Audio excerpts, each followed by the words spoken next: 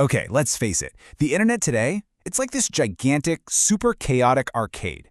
You've got flashing lights, digital noise everywhere, and for us gamers, it just means endless scrolling to find anything good. So the big question is, right? How do you actually find the gems in all that noise? Well, that is exactly what we're going to break down here. Think of this as your personal map, your treasure map to all the best power-ups and hidden loot the web has to offer. And trust me, you're going to need that map because check out this number. You are part of a global crew of over 3 billion players. I mean, think about that. With a community that huge, information overload isn't just a risk. It's pretty much the default setting. So having a go-to list of trusted spots, it's not just a nice little bonus anymore. It's absolutely essential if you want to stay ahead. All right, so here's our game plan. We're going to kick things off by tackling that info overload head-on. Then we'll jump into the best sites for news and reviews. After that, we'll talk about finding your squad in online communities, then cover the guides that'll turn you into a master. And finally, we'll put it all together to build your ultimate toolkit. So, let's talk about that info overload. Seriously, the biggest challenge for any of us is just cutting through all the junk. The best resources, the ones we're going to focus on, they all have this secret sauce, right? It's built on 3 things. Trust, from years of solid reporting, fresh, constant updates, and that community buzz, the thing that lets you know what's actually worth your time. And let's be real, endless scrolling through a million different feeds feels like the final boss of just finding good info, doesn't it? Well, consider this whole thing your cheat code. We're here to give you the shortcuts, the secret passages, so you can save a ton of time and get straight to the good stuff. Less searching, more playing. That's the goal. All right, first up, news. Think of this as your daily briefing from the digital front lines. These are the websites that are going to keep you plugged into everything. The latest game launches, what's trending in the industry, and all the big events, like the Game Awards or Summer Game Fest. Okay, so here's the key. You got to know where to look for what. It's like picking the right tool for the job. If you need patch notes the second they drop, IGN is your go-to for pure speed. But if you want to understand the why behind a game, the cultural impact, Kotaku is amazing at mixing news with really sharp commentary. For those exclusive first looks, GameSpot often gets the scoop. And hey, if you're curious about the business side of things, VentureBeat is where you'll find all the charts and hardcore analysis.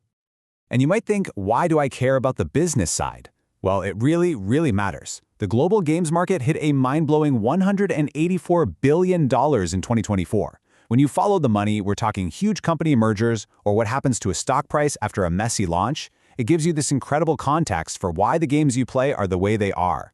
It explains everything, from why some games are free to play to which cool indie studios get the funding to make their next big hit. Okay, so from news, let's pivot to reviews.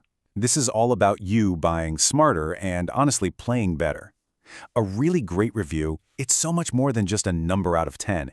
It's a deep dive into the game's mechanics, the storytelling, and that hard-to-define fun factor. Reading them actually helps you figure out and sharpen your own taste in games. Exactly. A solid review, say from a place like Polygon or Eurogamer, doesn't just say this is good or this is bad. It unpacks the why. Why a game just clicks or why it completely flops. They'll get into the nitty-gritty of the design choices, what makes a world feel real, or why a specific control scheme is just frustrating. It gives you the language to talk about what you love and hate in games. And when we talk about reviews, you've got the 2 big aggregators, and they work a little differently. Metacritic is kind of like taking a poll of the entire room. It pulls in scores from dozens of places and averages them out. Super useful for getting a quick, broad consensus. OpenCritic, though, is more like asking a few experts you really trust. It focuses on individual reviewers, lets you see their bios, and understand their specific tastes. So it's really the difference between what does everyone think versus what does this person I respect think. All right, let's talk community.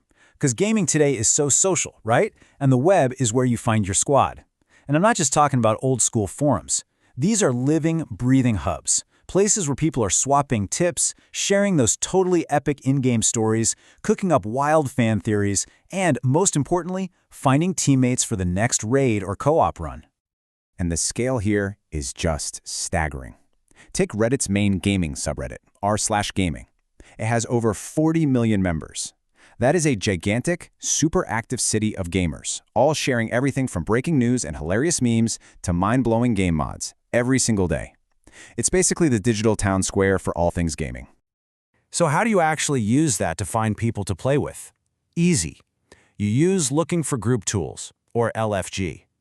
It's super simple. Step 1, pick your platform. Could be a game's official Discord server or a subreddit like r/LFG. Step 2, post what you need. Just be specific, Looking for a chill duo on PS5 for Fortnite. Something like that. That's it. It completely cuts down on the pain of random matchmaking and helps you find people who are actually on your wavelength. Okay, next up, leveling up your own skills. We've all been there, right? Stuck on a boss, lost in a massive world. Well, guides, wikis, and walkthroughs are the tools that turn that pure frustration into a moment of epic victory.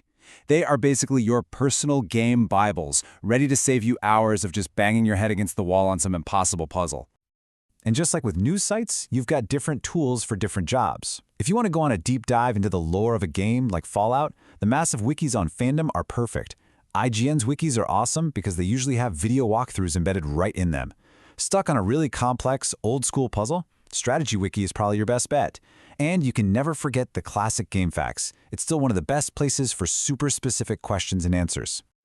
So you've got the strategy down, you know the lore inside and out, but, the best guide in the world isn't going to help you if your PC is chugging along at 10 frames per second.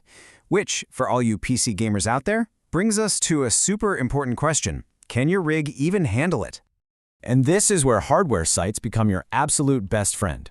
Places like Tom's Hardware or AnonTech, they do the hard work for you.